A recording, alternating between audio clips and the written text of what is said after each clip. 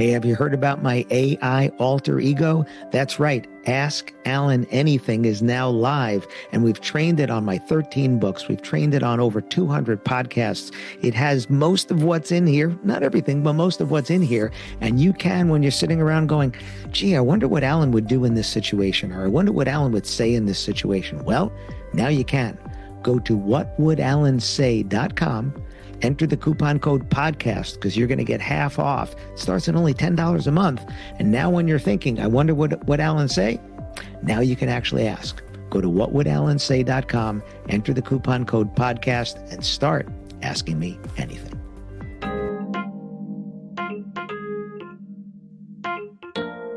Is it time to simplify your life and your business? Listen to this episode, find out. Welcome to another episode of the Wedding Business Solutions Podcast. I'm your host, Alan Berg. I'm a speaker, author, sales trainer, website reviewer, and I help businesses like yours sell more, profit more, and have more fun doing it. Enjoy this episode. Hi, it's Alan Berg. Welcome back to another episode of the Wedding Business Solutions Podcast. I am so happy to have my friend Anthony Lambatos on from Footers Catering in Colorado. Anthony, welcome. It's good to be with you, Alan. Thank you for having me today. Well, thank you for the post that you put on LinkedIn. And it was you and your family down in Huatulco, Mexico, where I have been. Beautiful, beautiful place. If you want to get away from the tourists, go to Huatulco. But you did a post there. So tell us the story. I mean, it's a little bit off the beaten path, but it's a place we've come to love. And we were going to one of our favorite places. And it was right before we were headed to the airport. And we get there and there's an hour wait. And we're like, we don't have time to wait for an hour. And so we start, looking around for other places to eat. And we walk by and there's a just small taco place, unassuming. You barely tell it's a restaurant. There's a few plastic tables. There's a guy, he's making some tacos out on the street, and we kind of stopped and looked, and this couple that was sitting in there said, if you're looking for a place to eat, this place is amazing. And so we're kind of like, okay, doesn't look amazing, but like, yeah, you're here, and if we kind of start talking to him, turns out they come there 3-4 times a week. They're locals. They moved down there. They were actually from Canada, and moved down there. And so, we're getting at this point crunched for time, and it's like, do you want this? Do you want this? And we got a group of 8 of us, so we're just in that spot where it's like, all right, let's just go for it. Let's lean in. And they have one thing on the menu: pork tacos. That's it. Pork tacos. Pork tacos. You could get different cuts. So there was the tongue, there was the head, there was the rib. Okay. You could Right. part of the pig you wanted. You could, or there was a mix, but that was all they did with pork tacos. And so we're like, all right, well, we're having pork tacos. So they bring out these plates and they get this beautiful little garnish to put on them. But it's just the fresh tortilla and the pork right there that they were cooking right outside. And it was some of the most delicious food we'd had the whole time we'd been there. And the story in my post that I talked about is so many times we want to overcomplicate things. We want to try to be everything to everyone. And sometimes the best thing you can do is just be really good at one thing. Just focus on simplifying. Here's what we're going to do. We're going to do it really well and really be known for that. And so that was kind of the moral and the lesson from that post. Yeah, the mission creep that happens in our lives and in our businesses is really what it is. The next shiny object. And it's hard to resist sometimes because depending upon where the voice is coming from, who's saying, Anthony, you should do this. Anthony, you should do that, right? Like you're in a world and you're performing at a high level, and a lot of people performing at high levels, and it's like, oh, look what they're doing. Oh, look what they're doing. Oh, look what they're doing, right? And it's hard sometimes, right? And it's actually been proven it's human nature. There was a study, I think it was done by the Journal of Experimental Psychology. And what they did is they had these participants come and it was I think a bridge that was made of Legos. And they said, improve this bridge. And 95%, something like that, 95% of people added bricks to the bridge to improve it. And only 5% took a brick away. And taking a brick Mm. away was actually the best way to improve the bridge that we had. But we are prone to think that if we want to improve something, we have to add Yeah, and get yourself in the mindset of like, what if I improved by subtracting, taking yeah, something away?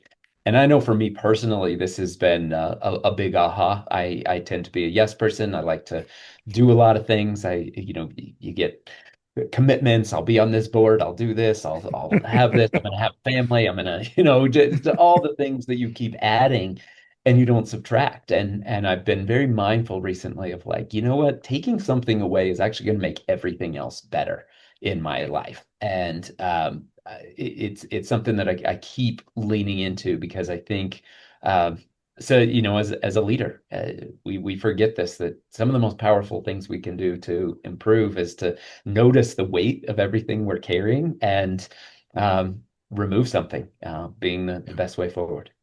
yeah. And also doing the things that you're not only good at, but you enjoy doing. Because sometimes Oh, you could be good at something, but you don't enjoy it. And that happened to me when I left the knot in 2011. I'm starting a business, right? Just starting a business. I'm doing all kinds of things. And I realized very quickly that I'm good at helping you reword a website, but I hate sitting by myself and rewording your website.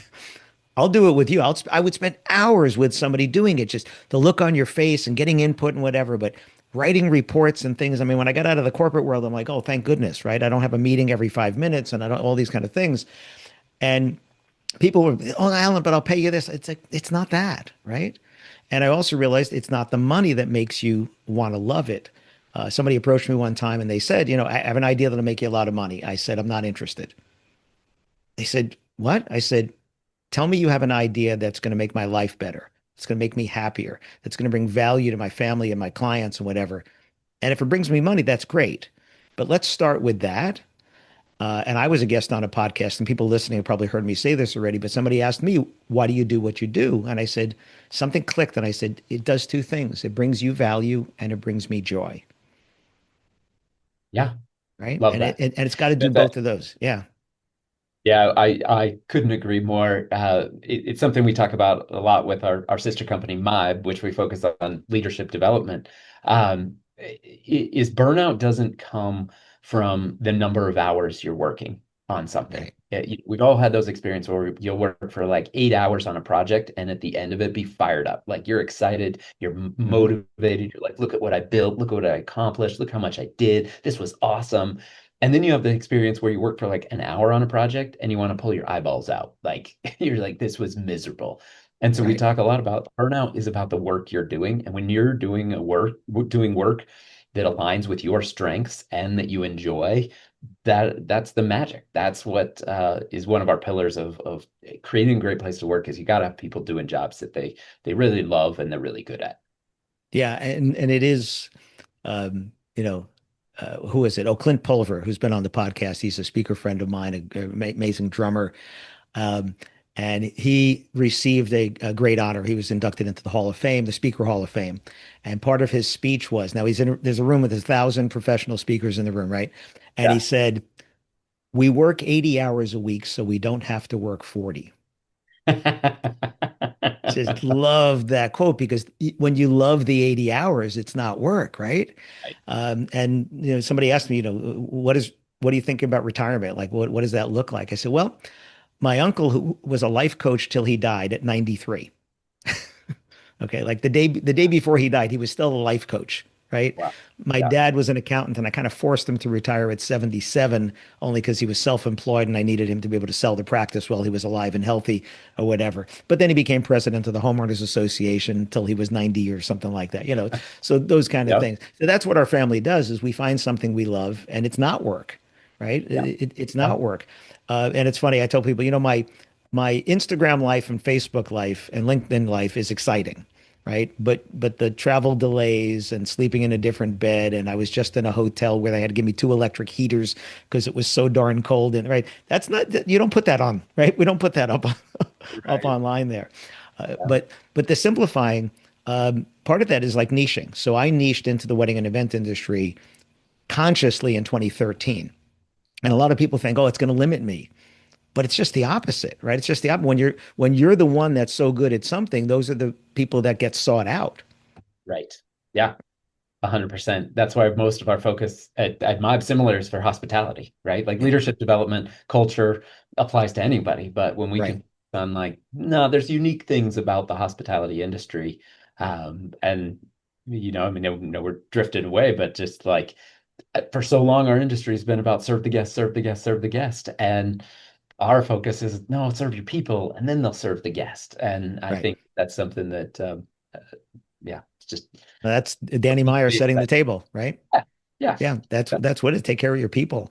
Yeah, if your people when I was at the Knot and I was VP of sales, I used to say, if there was an image, if I had my people and there was a flag to be carried, I would be the one carrying the flag in front of everybody, right? I'd be the one taking the first shot because I'm here to protect you. I'm here to support you because if I support you well, you're going to take care of our people, right? You're going to take care of our customers.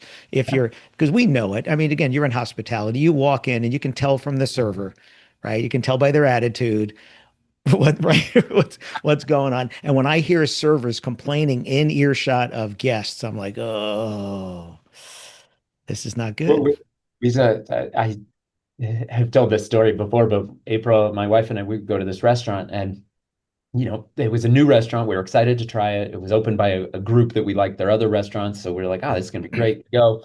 Food was good. Service was good. Atmosphere was good. Everything was good. Prices were fair. And Mhm. April looked at me and said, what did you think? And I channeled Gabrielle Union in 10 Things I Hate About You when she says, I know you can be underwhelmed and I know you can be overwhelmed, but can you ever just be whelmed? And I was like, it was whelming. And Right. April goes, yeah, I agree. I don't think we ever need to come back. And I Right. started to think about this because I think it's the most dangerous thing for a business is to be whelming. You did Mm, everything you were supposed to do. You delivered on your promise, but you never did anything to stand out. And the customer never comes back and you never know why because you never did anything wrong. And as I thought about this more, it was to your point of, have you ever had an experience with somebody that was underwhelming, much less whelming? The terrible server, the right. hotel person that like doesn't want to check you in, that's just sitting there content staring at their computer, like, are you Right. seeing that there's people waiting here? Right. Have you ever thought to yourself in that moment, wow, like I bet that person really loves their job? It doesn't happen. And so Yeah. it like was this epiphany for me that these underwhelming and whelming experiences often come from underwhelming and whelming company culture. And Yeah. so if you focus on being overwhelmingly awesome with your culture, you're going to create overwhelmingly awesome experiences for guests. So Yeah. Yeah. that's We were fun. just at the Atlantis in the Bahamas, and Yes. I wasn't expecting amazing service because it's a big place. And no particular offense intended, but my wife said this kind of feels like a carnival cruise. We're in a building, but it kind of feels like a carnival cruise. And Yeah. it was busy, and there were a lot of little kids because school was in and stuff like that. And I have to say, the staff was amazing. The people, everybody had a smile. Everybody looked you in the eye. We had a young lady checking us in who had trainee on, so I give her a little bit of, I give her a little bit of slack on that. I could hear her reading the script, and it didn't have the feeling yet because she didn't know. But I get it. I get it. Listen, Yeah. she was trying That's and so all fun. that stuff. But everybody that we saw, security people, everybody smile and a hello, whatever. It's like, yeah, yeah, that was very nice, right? And the food in the restaurants and stuff was good. Would I go back? Probably not, only because we're not into these big, thousands of people Yep. Right. things. That's why we don't do big cruises. We do river cruises now, 180, 200 people, no kids, nothing personal, but no kid. You'll get there. You'll get there. You'll get to where you're like, you know what? Let's do it. Because you do family vacations. Right? We Yeah. do we do vacation now. That's My, different. Vacation my is no kids, kids. my kids are 9 and 10, so Yeah. we Yeah. know. Yeah. We either do just the two of us or we do multi-generation. Like we have four generations. We have great grandma and grandchildren, right? So we have that and that's fun. But that's different, right? You're there for the Right. kids and stuff. Yes. But let's getting back to this. You do one thing, you do it well, and you can tell.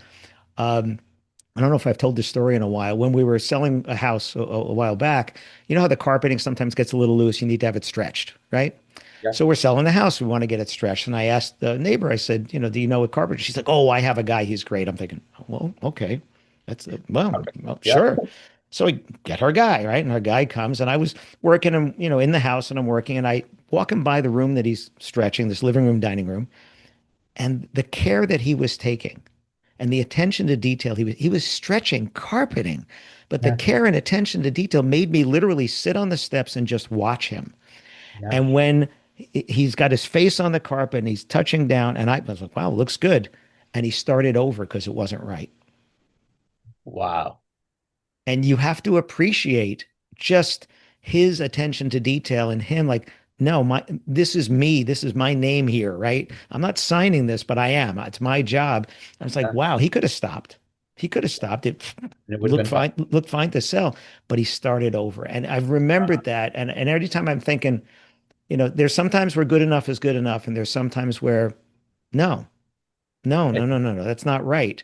Yeah. And sometimes when you're doing something and you mess up and you have to do it again, and you're like, oh, yeah, because it has to be right. Right. So I have to do it now.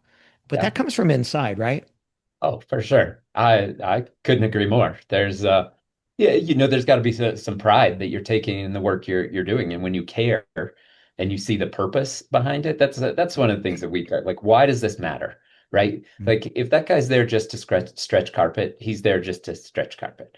But Yeah, if he's there to help you sell your house for the maximum amount of money and have his name on something that is going to potentially be a referral, especially in a small business like that, there's bigger purpose for him to do a good job as opposed to just good enough.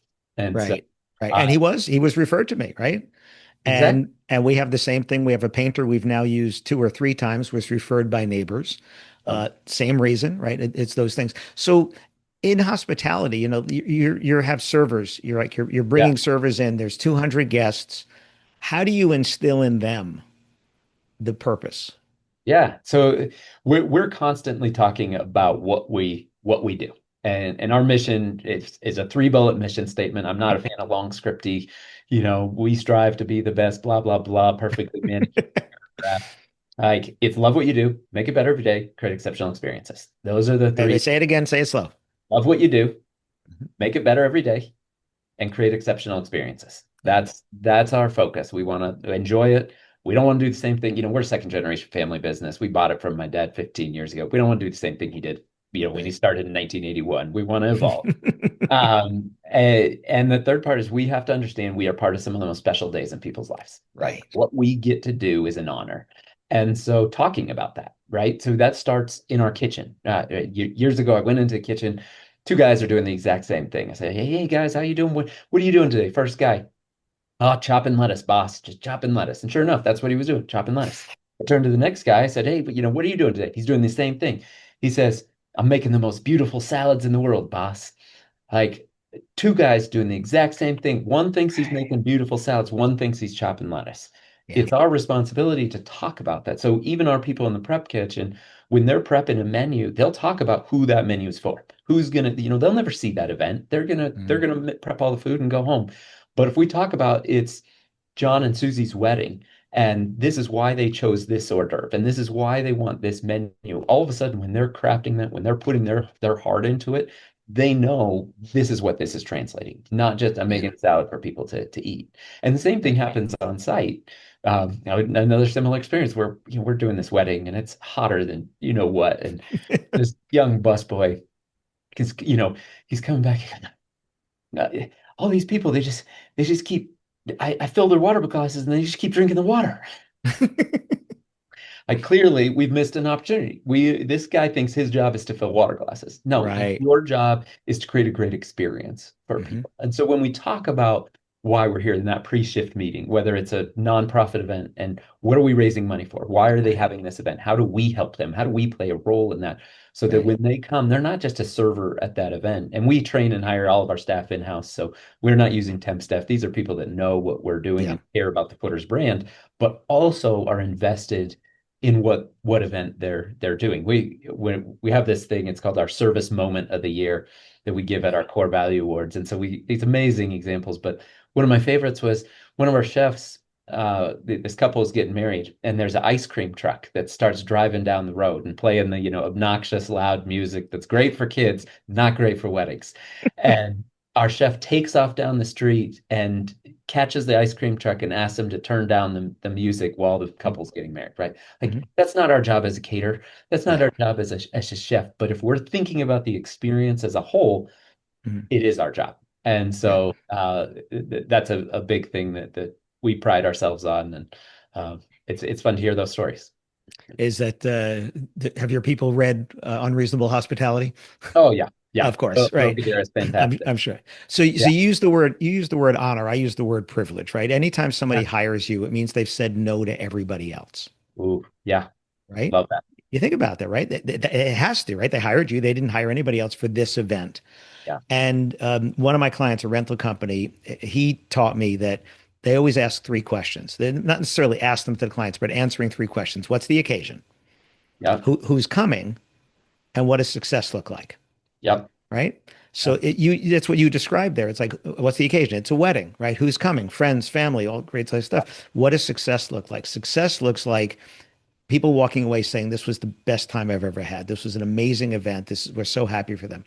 And when I go and do sales training on site with people, I always say, we don't get credit for getting it right, but we lose points for getting it wrong. Ooh, And when yeah. you talk about the chopping lettuce, right? One guy understood that. Like every salad's going to be beautiful, every salad's going to be perfect. The other guy's like, I have to get through these heads of lettuce, Yep. right? Success for him was finishing chopping lettuce. Success for the other person is every salad is perfect when it goes out, right? Yep. Because one light bulb is out and we're looking around for every light bulb that's out, right? Right. Chip paint, spider webs, things. This is what I look for when I come on site. One of Yeah. my clients, every Monday at his venue, somebody went around with a can of paint, touching up everything that got chipped over the weekend, right? Wow. Because Wow. again, it's going to happen, right? You're going to bang into something. Somebody's going to bang a card or whatever. Touch, touch, touch, touch, touch, because it's going to be perfect for the next one because we don't get credit for getting it right. Ooh, yep. And again, when we're talking to people, if I was talking to those two chefs, that would be the explanation. It's like, does every salad have to be perfect? Yes. Okay, why? Because they're not going to notice if it's perfect. It's going to be beautiful. There it is. But if mine looks different than yours, ooh, wait a second, what's going on here, right? And we notice that, right? Well, of course, we're in hospitality, so we notice that. But you sit at a table, people get different dishes. Like, you got more fries than me. Wait a minute, why did you get more fries than me, right? So, but it's being good. So I love, and again, I would have guessed that this is what you're doing, but I love you articulating what you're doing with your people and them understanding that because when we're training people, they have to understand the why, right? They Yep. have to understand the why. And Yep. again, you said honor, I say privilege, but it's the same thing. It's a privilege for me to have you here because you're not doing anything else right now. You're doing this with Yep. me, right? Right. Right. Yeah. So that's just looking at the world. But it's fuzzy on the camera over here. But you said something. What was the second part of your mission? Make it better every day. Yeah. It says, I don't ever want to be the best I can ever be. I just want to be the best I've ever been every time. Ooh, love it. Yep. Right? Which is the Yep. same thing. Be Yep. better every time. Can I Yep. chop lettuce better today than yesterday? Can I get these plates out just a little faster than I did before? Can I make it easier for the people around me? Right? And again, you're a boss. I always said when I was the boss, if I was putting out fires, that was my fault. And if it looked Ooh, like I was doing nothing, it meant I trained the right people, put them in the right seats. And if I'm doing my job really well, it should look like I'm doing absolutely nothing. yeah. Yeah. That's Love what it that. is. That's what it is. Love So, that. so circling back to pork tacos, what cut of pork did you have? We did the tongue, we did the head, and we did the mix of Okay. all of The them. carnitas. Oh, the carnitas. The Okay. carnita. And Um, your favorite? my favorite was actually the mix. The carnitas was the best. Okay. Yeah. Well, if you're in catering, I don't know if I go for the head or the tongue. I don't know if I would. La, lengua and the cabeza You come is in. Well, you know what? You know what's funny? Last quick story. I was in Mexico story. I'm at this event and they have like an experimental kitchen and they're doing all kinds of things and like ants and crickets and whatever. yeah. And I Yeah. said to the chef, don't tell me what's in it. Let me try it first. And he proceeds to tell me that there's ants in this dish. I was like, no, no, don't tell me, right? But they were cooked and ground up. It looked like black pepper, right? So Right. you didn't even taste anything, right? Then Yeah. the next one, and I said, okay, don't tell me. And he starts telling me that there's crickets in this. I was like, I said, don't tell me I don't want to know what's in here. Too And many again, ants. I didn't taste anything there. But the third one was a cupcake with a cricket on top of it. Like there was no hiding this. It wasn't ground Yes. up or anything like that. But it was just funny. I was like, let me try it first. Like Yeah. if you let me try the head or the tongue and then tell me what it is. I liked it or I didn't like it. Yeah. But once you say, okay, it's the head, ooh, I don't know if I want to, That's a the connotation. brains are, I don't know if I want that, right? But this is labels, right? Like I eat gluten Yeah. free, and if you tell someone, okay, well, oh, vegan, this is a vegan salad. Oh no, no, I don't want that. You eat vegan salads all the time, Right. Yeah. right? You Exactly. do. You Just put a don't put a label on label it. on. Put a label on Amen. it. So, Exactly. well, Anthony, thank you so much for joining me. You mentioned something else besides footers. What is that other thing you were talking about? Yeah, MIBE is actually the acronym for Make It Better Every Day. I have to give our team credit for that because I came into the kitchen one day and they're like, "Hey, did you see the MIBE that happened?" I'm like, "MIBE, what are you talking about?" Like, we're making it better every day. Like, and now it is part of the vernacular at Footers. You come in and it's like, "Hey, how can this be MIBed?" And "Yeah, that was a good MIBE over there, and this person MIBed this." And so as we branched off and now we have a separate company where we help companies with leadership development and intentional culture building, it Mm. was fitting that we would call it MIBE. And so that's what we do with MIBE. We have conferences, workshops, and a monthly training program where, like I said, we're not teaching catering. We're not teaching how to serve guests. We're teaching you how to bring your team closer together, be better leaders, because we believe that if we help people become better leaders, they're going to create better places to work. And when they do, the people that work in those organizations will find more fulfillment, not just at work, but in their lives as a whole. Oh, fantastic. Well, make sure you send me information about that as well. I can put that into the show notes if anybody wants to find out more about that. Amazing. Read the show notes if you want to find out more about Anthony. Thank you, Anthony, for joining me. Thanks, everybody, for listening, and tune in for the next episode. Thanks for having me, Alan. Thanks for listening to this episode of the Wedding Business Solutions podcast. If you liked it, please subscribe to this channel and post a review on your chosen platform, Apple Podcasts or whichever one. If you have any questions about anything in this episode or any of my episodes, email me directly at alan@weddingbusinesssolutions.com or visit my website, alanberg.com, alanberg.com. If you have any suggestions for future topics or guests that you'd like to see, please again email me or visit my website. Thanks for listening.